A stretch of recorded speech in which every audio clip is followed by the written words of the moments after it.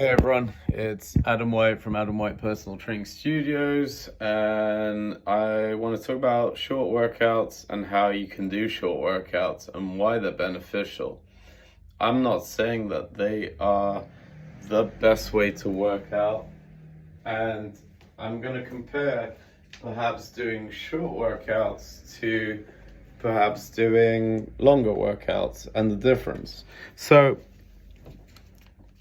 you can either be super focused and do 1 hour workouts 3 times or 4 times a week and get really amazing results. In terms of optimal health, I believe training 3 times a week, maybe 4 times a week, doing whole body workouts is the most effective, optimally healthy way to train. Anything less than 3 1 hour sessions a week of any form of training, including walking, then you're not going to be healthy. It's as simple as that. But that's for someone that is very focused, very business minded, and that's their goal. I've done that before. I may have included some walks, and I've trained as little as 3 1 hour sessions a week or 4 1 hour sessions a week with phenomenal, optimal health, really ripped abs type of really leaner than I am now results. So crazy abs. I've also trained 2 times a day, and that's when you want to get in crazy kind of performance shape, fitness model shape, where you train 2 times a day.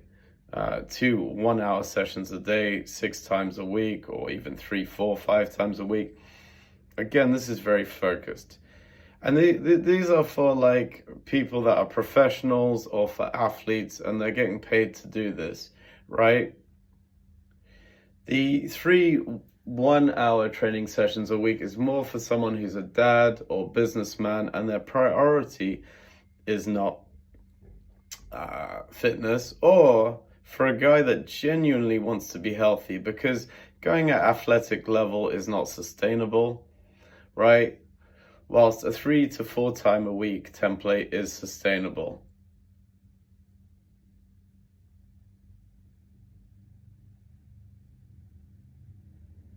Today I'm actually talking about something else. I'm talking about lifestyle, health, optimization. You're living life to the fullest, burning candles from both ends. Maybe your fitness is already pretty good and you're in decent health and fitness. And so you don't need to train an hour a day per se. You may have different activities and different ideas of health and fitness that don't just include the gym. So let's take me as an example. I've got my business to run. I like socializing.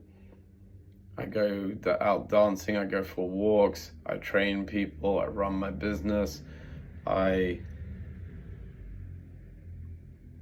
talk to people at my gym. And so let's say I've got 20 or 30 minutes, even though I'm training people for an hour, I'm watching people train for an hour, some people even longer. I'm advocating short workouts. And how am I able to get away with it? So I look at the activities I do and what's going on with my mechanics.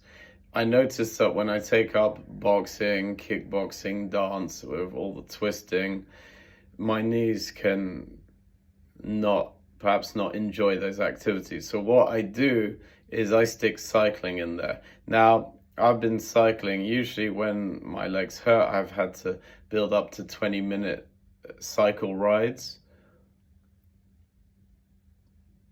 with resistance to build up my knees. And now I'm able to do 3 to 5 minute cycle rides.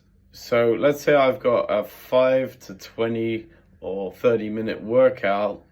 I've now combined a system where I do a checklist of things, where I do the best parts of training that there are. So let's look at this. What are the best types of training you can do?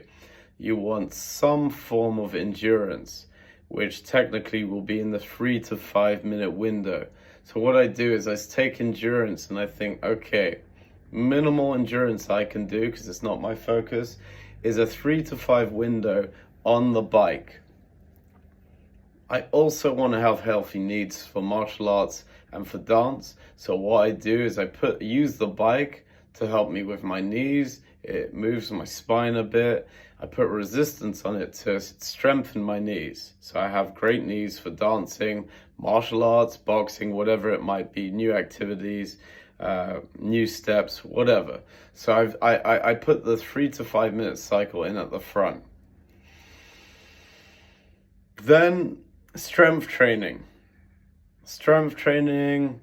with the combination of a bit of muscle building. So what I do is I go for the minimal. What is the minimal I can do? I probably even go even less, and this is by concept. So I go for big lifts. I either do push or I do pull.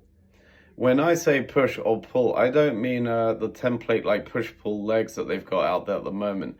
I actually think whole body workouts are the best type of workouts you can do. So if it's a push day, it's every push that's available to the body, including legs. So on a push day, it would be either a squat, a bench press, a shoulder press, or some kind of tricep press down, or even a plank. Anything that involves pushing. I also include core if I have to.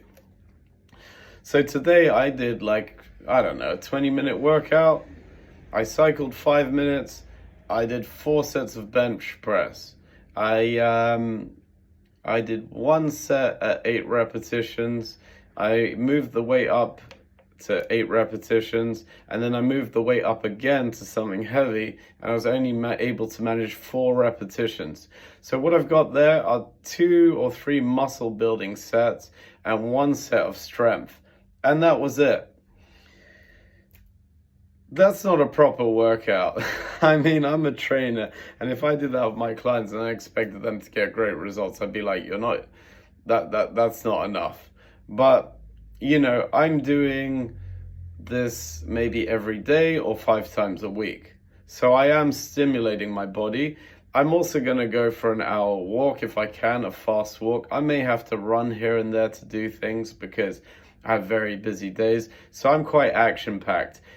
If I had more time, I would have done, let's say I had a full hour and it was a push day. I would have done a 3 to 10 minute cycle, which is a warm-up. I would have done probably incline bench press, lateral raises, and skull crushers.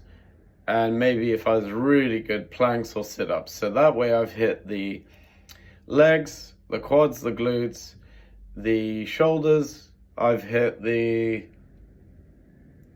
triceps. I've hit the chest. I've hit the triceps and also the abdominals. And then I would have stuck in maybe a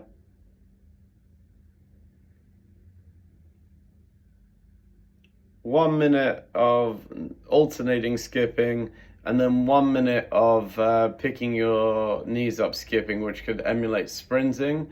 And so that would be 2 minutes.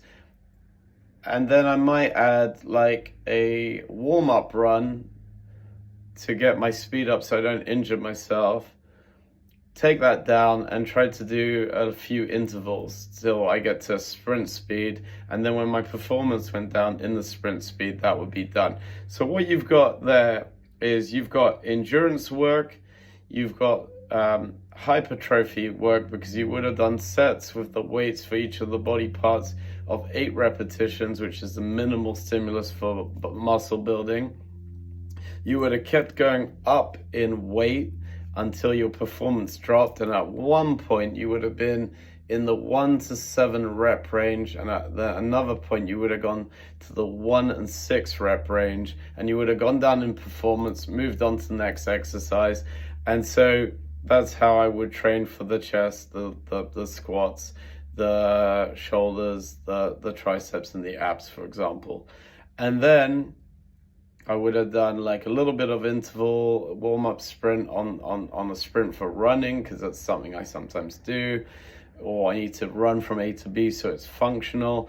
And then I would have also put a skip to a skip sprint, so I'm a bit bouncy on my feet, which is useful for dance and capoeira, boxing, street fight, the kind of movement. And then I would have done a sprint skip to emulate a sprint without hurting myself, which is just safer and another form of improving your sprint by lifting your knees up.